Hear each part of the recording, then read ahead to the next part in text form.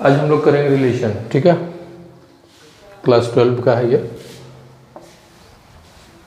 बहुत अच्छा चैप्टर है, इजी है। 9 में भी 11 में भी हम लोग पढ़े थे। चलिए थोड़ा सा हम लोग पीछे का देख लेते हैं जो हम लोग 11 में पढ़े थे।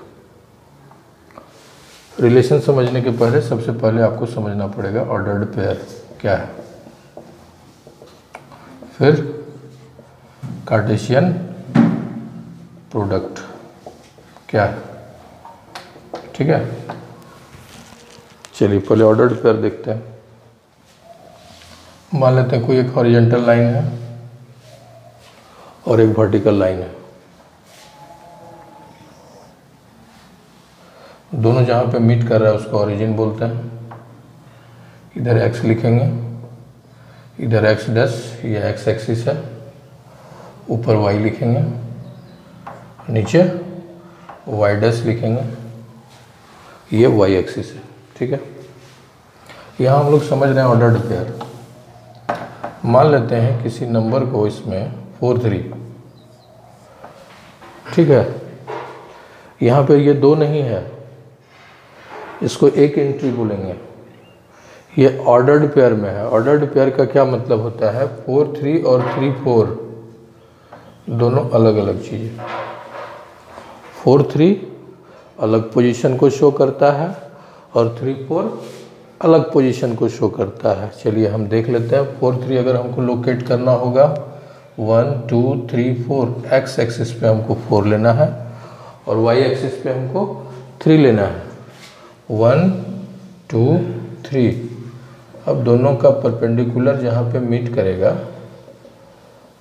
वो आपका पॉइंट हो जाएगा 3 4 3, 4 3। अब चलते हैं, अगर हम 3 4 की बात करें तो एक्स एक्सिस पे लेना होगा 3 और वाई एक्सिस पे लेना होगा 4। अब दोनों का परपेंडिकुलर कहाँ मीट कर रहा है, इस जगह पे 3 4। तो ये 4 3 है और ये 3 4 है, अलग अलग पोजीशन को शो कर रहा है। तो इसी को बोलते हैं ऑर्डर्ड पेयर। ऑर्डर्ड पेयर इसलिए क्योंकि 4 3 अलग चीज़ है और 3 4 अलग चीज़ है। क्लियर, यहाँ तक में कोई प्रॉब्लम नहीं है। आगे देखते हैं कार्टेशियन प्रोडक्ट क्या है, ठीक है। कार्टेशियन प्रोडक्ट,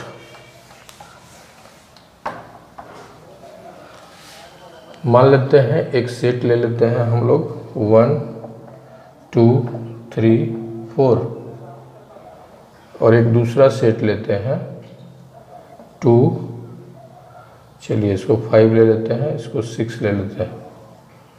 अब ए क्रॉस बी क्या होता है, ए क्रॉस बी, ए इंटू बी का मतलब होता है 1 को 5 से, 1 को 6 से। मतलब ये भी एक सेट है जिसके एलिमेंट्स क्या होंगे, ऑर्डर्ड पेयर में होंगे। यानी कि पहला एलिमेंट हमको ए से लेना होगा और दूसरा एलिमेंट हमको बी से लेना होगा। 1 5 1 6, ठीक है। 1 खत्म, अब 2 को लीजिए, 2 5 2 6 3 5 3 6 4 5 4 6। क्लियर, यहाँ तक में कोई प्रॉब्लम नहीं है। अगर हमको बी क्रॉस ए निकालना होगा तब क्या करेंगे, पहला बी का लेना होगा और दूसरा ए का लेना होगा। 5 1 5 2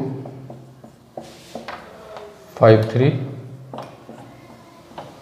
5 4 6 1 6 2 6 3 6 4, ठीक है। समझ में आ गया, ए क्रॉस बी और बी क्रॉस ए। इसमें ए आगे है इसलिए पहला एलिमेंट जो भी होगा सब ए का लेना होगा, बी बाद में है। सेकंड वाला जो कंपोनेंट होगा वो बी से होगा। यहाँ बी इंटू ए का मतलब है फर्स्ट वाला कंपोनेंट ए से होगा, सॉरी बी से होगा और दूसरा वाला ए से होगा, ठीक है। ऑर्डर्ड पेयर हम लोगों ने समझ लिया, कार्टेशियन प्रोडक्ट समझ लिया। अब हम लोग देखते हैं रिलेशंस क्या है, ठीक है। ठीक है, देखते हैं रिलेशन क्या है। Let A and B be two sets, दो सेट है ए और बी। चलिए हम लोग मान लेते हैं एक सेट है 1 2 3 4 और एक दूसरा सेट ले लेते हैं 5 6 set. Then a relation from set A to set B, A से बी का रिलेशन जो होगा, ए से बी मतलब बोल रहा है कि इस ए से सेट ए का रिलेशन है सेट बी से, is a subset of A cross B. Subset क्या होता है ये भी समझना होगा। एक काम करते हैं, पहले हम लोग ए क्रॉस बी निकाल लेते हैं। ए क्रॉस बी क्या होगा 1 5 1 6 2 5 2 6 3 5 3 6 4 5 4 6। ठीक है, ए क्रॉस बी निकाल लिए। चलिए अब हम एक दूसरा सेट लेते हैं जिसमें कि एक है 1 6 3 5, ठीक है, और 4 5। समझ रहे हैं ना, एक ले लिया 1 6 3 5 और 4 5। अब चेक कर लीजिए, ये हम अपने मन से ले लिया रेंडमली। अब देखिए 1 6 ए क्रॉस बी के पास है 3 5 है 4 5 है। तो आर के जितने भी एलिमेंट हैं सब अवेलेबल है किस में, ए इंटू बी में। तो हम लोग बोलेंगे आर जो है सबसेट है, आर सबसेट का ये साइन होता है। आर के पास जो है वो ए इंटू बी के पास है, तो हम लोग बोलेंगे क्या, आर सबसेट है ए क्रॉस बी का। तो ये जो आर हो गया ये रिलेशन हो गया। समझ में आ गया रिलेशन क्या है, बड़ा इजी सी बात है। Let A and B be two sets, then a relation from set A to set B is a subset of A into B. मतलब जो भी हम लोग लेंगे सेट, ऐसा सेट जितना भी आप सेट बना सकते हो जो कि ए इंटू बी का सबसेट हो, वो सारे क्या होंगे, रिलेशंस होंगे। क्लियर, इतना समझ में आ गया। अब इसके बाद हम लोग देखेंगे टाइप्स ऑफ रिलेशन और उससे रिलेटेड क्वेश्चंस जो कि एग्जाम में आता है।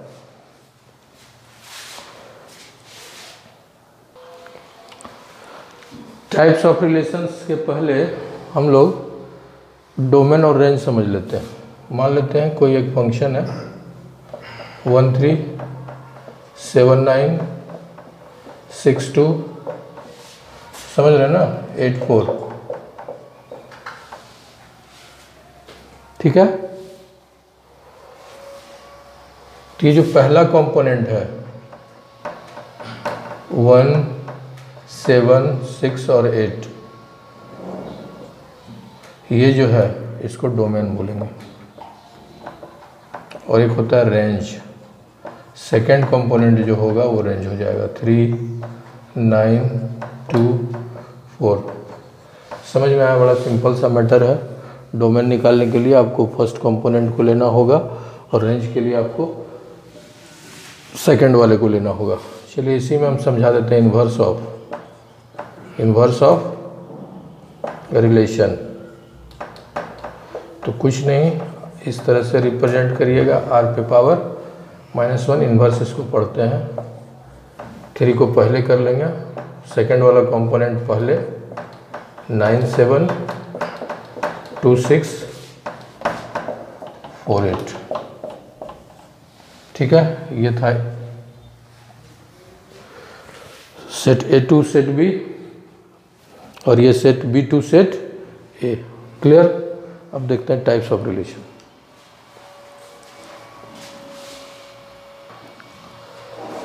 चलिए टाइप्स ऑफ रिलेशंस, बुक में तो बहुत दिया है, हम लोग को सिर्फ 4 करना है जो कि एग्जाम में आता है, ठीक है। पहला रिफ्लेक्सिव, दूसरा सिमेट्रिक, तीसरा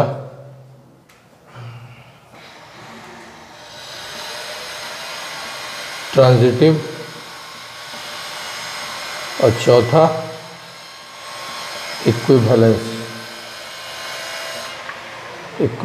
रिलेशन। एक एक करके देखते हैं वन बाय वन क्या है। रिफ्लेक्सिव में क्या करना होता है, खुद का खुद से रिलेशन दिखाना होता है, खुद का खुद से रिलेशन। रिफ्लेक्सिव नाम ही है रिफ्लेक्शन, रिफ्लेक्शन से बना रिफ्लेक्सिव। खुद का खुद से अगर हम आप रिलेशन शो कर दीजिएगा तो वो रिफ्लेक्सिव होगा। सवाल बताएंगे, क्लियर हो जाएगा। अभी आपको सिर्फ इतना ही समझना है कि खुद का अगर खुद से रिलेशन दिखा दें, ए का ए से, बी का बी से, सी का सी से, तो उसको हम लोग रिफ्लेक्सिव बोलेंगे। सिमेट्रिक में क्या होता है, मान लेना है आपको ए का रिलेशन बी से है, ए का रिलेशन बी से है, ये आपको एज्यूम कर लेना है, ये आप एज्यूम कर लेंगे और आपको प्रूव करना होगा कि बी भी ए से रिलेटेड है। ठीक है, पहला एज्यूम करिए और दूसरा प्रूव कर दीजिए, खेल खत्म, सिमेट्रिक हो जाएगा। तीसरा में क्या होता है, ट्रांजिटिव में हमको एज्यूम कर लेना है कि ए का रिलेशन है बी से, बी का रिलेशन है सी से, ये दोनों एज्यूम कर लिया मैंने, ये भी एज्यूम, ये भी एज्यूम। और प्रूव अगर आपसे हो जाता है कि ए और सी में भी रिलेशन है, तो हम लोग बोल सकते हैं क्या कि वो ट्रांजिटिव है। सवाल बनाएंगे, क्लियर होगा। अभी ज़्यादा दिमाग, बस जितना बोल रहे हैं उतना सुनिए। इक्विवेलेंस क्या होता है, कुछ ऐसा रिलेशन होता है जो कि रिफ्लेक्सिव भी है, सिमेट्रिक भी है और ट्रांजिटिव भी है। उस सिचुएशन में इस रिलेशन को हम लोग equivalence, reflexive, symmetric as well as transitive, ठीक है, तो वो रिलेशन क्या होगा, इक्विवेलेंस रिलेशन होगा। क्लियर। अब देखते हैं, सवाल बनाएंगे, उससे क्लियर होता चला जाएगा। ठीक है,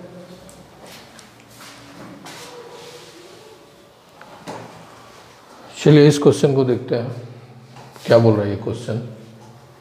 late R be a relation on the set of all lines.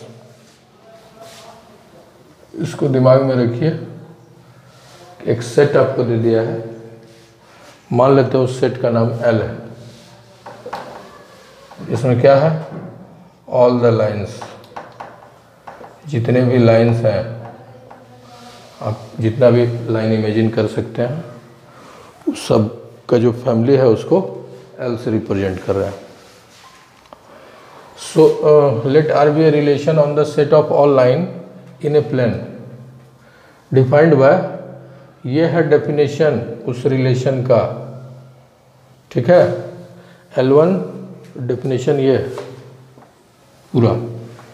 L1 L2 बोल रहा है अगर रिलेशन में है, इसका मतलब ये क्या कहता है कि पहला वाला line L1 is parallel to line L2, यानी कि फर्स्ट वाला जो है सेकंड वाले के पैरेलल है। तो आपको प्रूव करना है कि इक्विवेलेंस रिलेशन है। ठीक है, एक सवाल देखेंगे, अच्छे से समझिए, बाकी सब बन जाएगा। पहला नंबर, हमको इक्विवेलेंस दिखाना है, दैट मीन्स हमको रिफ्लेक्सिव भी दिखाना है, सिमेट्रिक भी दिखाना है और ट्रांजिटिव भी दिखाना है। ठीक है, सबसे पहले रिफ्लेक्सिव।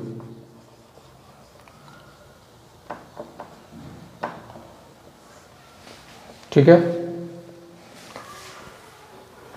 बहुत सारे लाइंस हैं हमारे पास, तो इसको स्टार्ट करने के इसमें क्या बोले थे, खुद का खुद से दिखाना होता है। तो बोले थे ए का ए से दिखाना होगा रिलेशन, समझ रहे हैं ना। तो यहाँ पे हम लोग क्या करेंगे, लाइन से रिलेटेड सवाल है, हम लोग मान लेते हैं let L be any arbitrary line from set L। ठीक है, क्लियर, यहां तक समझ में आ गया। तो यहां पर क्या होगा ना, L L यानी कि फर्स्ट वाला सेकंड वाला से आर से बिलोंग करता है। डेफिनेशन क्या कहता है, फर्स्ट वाला line L1 is perpendicular to L2, यहाँ पर LL लिखे हैं, इसका मतलब फर्स्ट वाला सेकंड के परपेंडिकुलर होगा। बिल्कुल सही है, क्योंकि रिलेशन से बिलोंग करता है, क्योंकि हर लाइन खुद का तो पैरेलल होता ही है। ठीक है, since all line is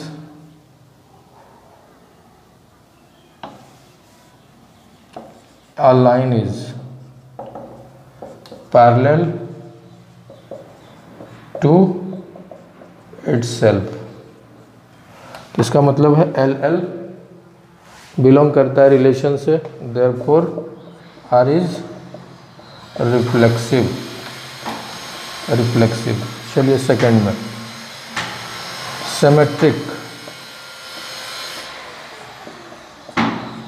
symmetric में क्या बोले थे कि आपको A B में रिलेशन एज्यूम कर लेना है, ये एज्यूम कर लेना है, और आपको प्रूव करना है कि B और A रिलेशन से है। ठीक है, तो यहाँ पे हम लोग दो लेंगे, let L1 and L2 are to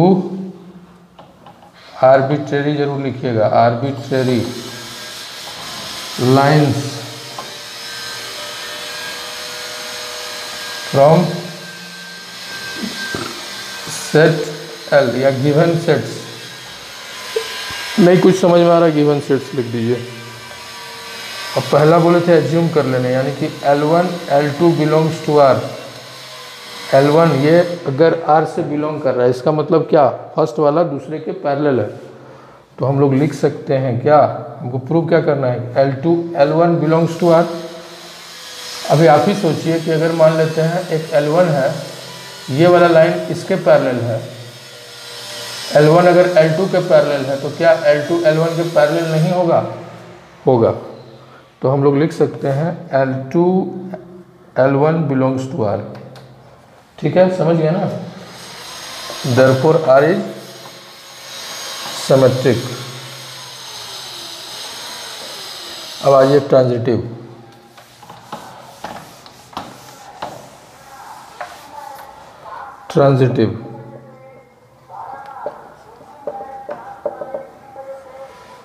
इसमें क्या बोले थे, आपको दो चीज़ एज्यूम करना है,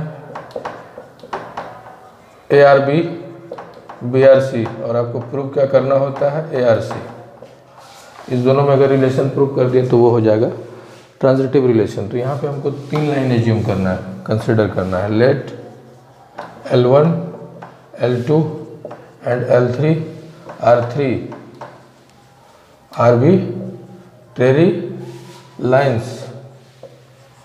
ठीक है, अब हम लोग एज्यूम करते हैं क्या, L1 L2 belongs to R। इसका मतलब क्या है, L1 parallel to L2, L2 L3 belongs to R, ये भी मैंने एज्यूम कर लिया। That means L2 parallel to L3। यहाँ ध्यान दीजिएगा, L1 L2 के पैरेलल है और L2 L3 के पैरेलल है, तो L1 और L3 भी पैरेलल होगा। समझ रहे हैं ना, यहाँ लिख दीजिए statement 1 statement 2 from 1 and 2। Equation नहीं है, ये स्टेटमेंट है, from 1 and 2 L1 parallel to L3, therefore L1 L3 belongs to R, hence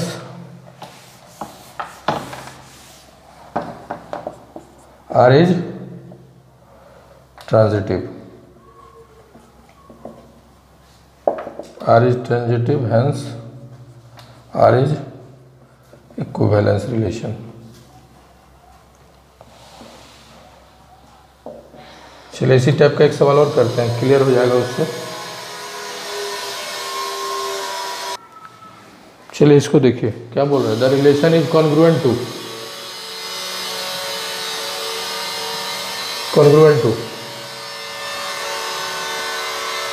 on the set of all the triangles. एक सेट दिया हुआ है, मान लेते हैं कुछ भी आप नाम रख देते हैं, टी रख देते हैं, पीछे लाइंस था तो हम लोग L ले लिए, यहाँ पे T ले लेते हैं। इसमें क्या है, जितने भी ट्रायंगल हैं सभी का set in a plane. Prove करना है कि इक्विवेलेंस रिलेशन है। उस बार पैरेलल टू दिया था, इस बार दिया हुआ है इज कॉन्ग्रुएंट टू। वही सवाल है, थोड़ा सा बदल दिया है। ठीक है, पहला इक्विवेलेंस शो करना है, यानी कि हमको रिफ्लेक्सिव दिखाना होगा, रिफ्लेक्सिव, सिमेट्रिक और ट्रांजिटिव। तो पहले रिफ्लेक्सिव में चलते हैं। लेट, खुद का खुद से रिलेशन शो करना होता है। लेट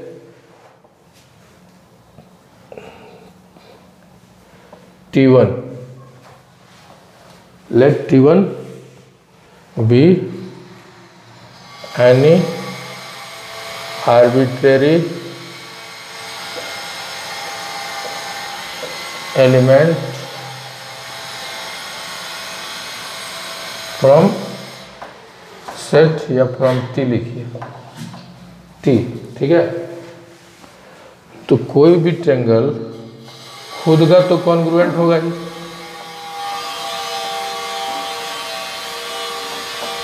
कोई भी ट्रायंगल खुद का कॉन्ग्रुएंट होता ही है। अगर दो कॉइन को, समझ रहे हैं ना, कोई भी ट्रायंगल खुद का कॉन्ग्रुएंट होता है। हम लोग लिख सकते हैं therefore T1 T2 belongs to R, T1 belongs to R, therefore R is reflexive। अब आइए सिमेट्रिक में। इस बार दो ट्रायंगल लेना होगा। Let T1 and T2 are two arbitrary triangles from T। हम लोग मान लेते हैं T1 T2 बिलोंग्स कर रहा है किससे, रिलेशन से। अगर T1 मान लेते हैं ये वाला ट्रायंगल, ये T1 है और ये T2 है, ये इसके सिमिलर है, तो ये भी तो इसके सिमिलर होगा। तो हम इसको लिख सकते हैं T2 T1 also belongs to R, therefore R is symmetric। ठीक है, उसके बाद देखते हैं ट्रांजिटिव।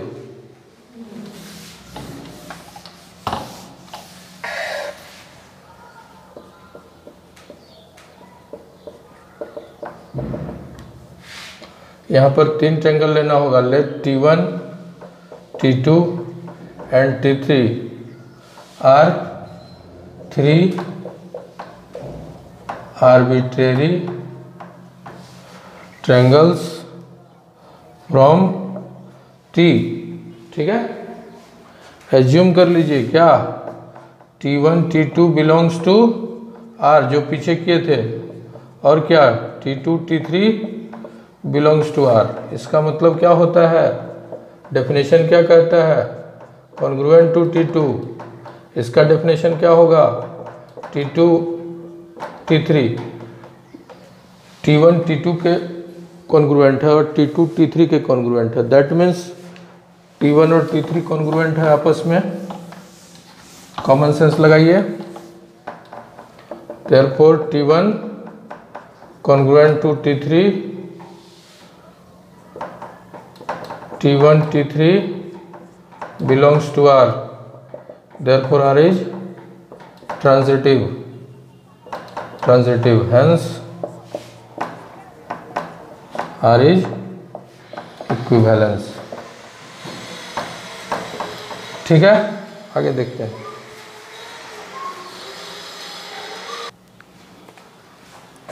इसको देखते हैं। Prove that the relation R on the set Z। ठीक है, Z क्या होता है हम लोग पढ़े हैं, नहीं भी दिया रहता लेकिन यहाँ पर दे दिया है कि इंटीजर है। Z एक सेट है जिसमें कि सारे इंटीजर हैं। इंटीजर हम लोग पढ़े हैं, डॉट डॉट इधर -1 -2 जितना ले सकते हैं, -∞ to +∞, फ्रैक्शन में नहीं होता है। नेगेटिव पॉजिटिव जीरो जितने भी कंप्लीट नंबर हैं सबको लेना है। ठीक है, रिलेशन क्या कहता है, डेफिनेशन क्या कहता है, फर्स्ट से अगर आप सेकंड को माइनस करते हो तो वो डिविजिबल बाय n होगा, या मल्टीपल बाय n बोल ले या डिविजिबल बाय n बोल ले, एक ही बात है, ठीक है। तो सबसे पहले हम इक्विवेलेंस शो करना, रिफ्लेक्सिव दिखाना होगा, रिफ्लेक्सिव। तो यहाँ पे z दे दिया है, दिमाग इजी हो गया हमारे लिए। क्या करेंगे, लेट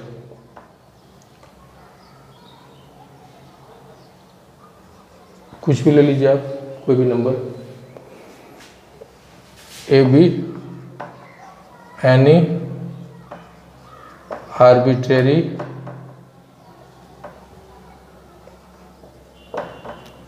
इंटीजर फ्रॉम, या element from Z, element enough होता है, ठीक है। अगर आप a माइनस ए करते हो तो क्या आएगा, 0, समझ रहे हैं ना। इसको हम लिख सकते हैं 0 इंटू एन,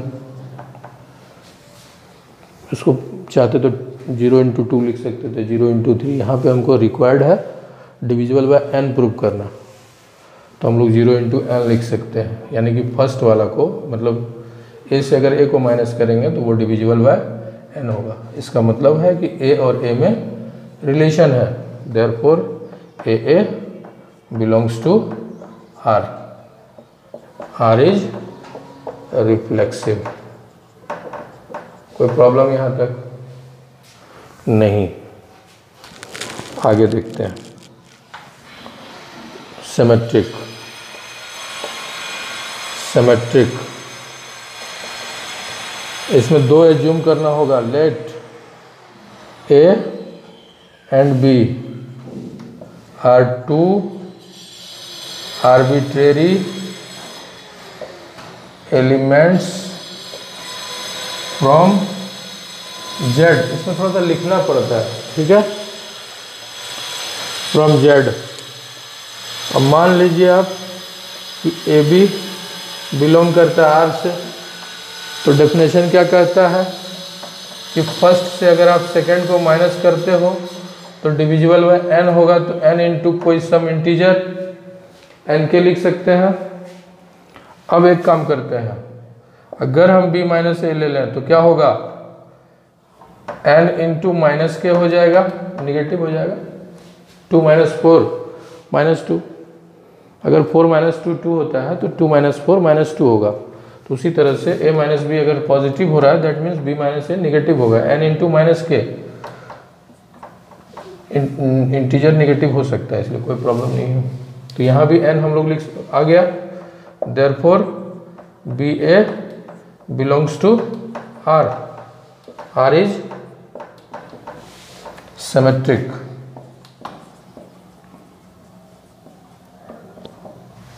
आगे देखते हैं transitive.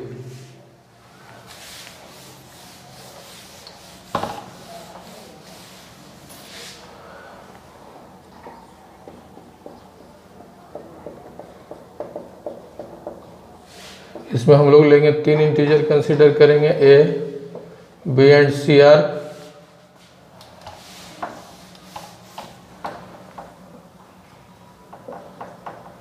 Three integers from set z, और हमको दो चीज़ एज्यूम करना होता है, A B belongs to R and B सी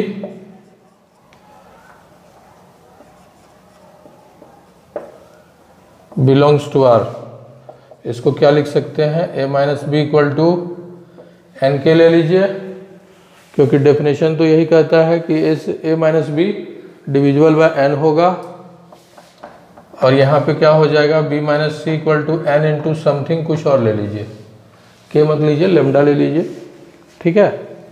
ये आपका इक्वेशन 1 है, ये इक्वेशन 2 है। अब एक काम करते हैं, दोनों को ऐड कर देते हैं, ठीक है, एडिंग 1 एंड 2। तो जब हम लोग ऐड करेंगे तो a minus B plus b minus C क्या होगा, n के प्लस n लेमडा, b और b खत्म, तो क्या मिला हमको ठीक है। अब देखिए k प्लस लेमडा, समझ रहे हैं ना, तो दो इंटीजर को अगर ऐड करेंगे तो हमेशा इंटीजर मिलेगा, इतना नहीं सोचना है। इसका मतलब साथ में n है इसलिए belongs to r, therefore r is transitive, hence r is equivalence. अब मान लीजिए इसी क्वेश्चन में बोल देता है डिविजिबल बाय 3, तो कुछ नहीं, जहाँ पर n है वहाँ पे 3 ले लेते हैं हर जगह स्टार्टिंग से, बस खेल ख़त्म। समझ में आ गया। इवन बोल देता तो यहाँ 2 ले लेते, मल्टीपल ऑफ 4 बोल देता 4 ले लेते, मतलब n लेके मैंने आपको एक बता दिया, अब आप कुछ भी बना सकते हो, ठीक है।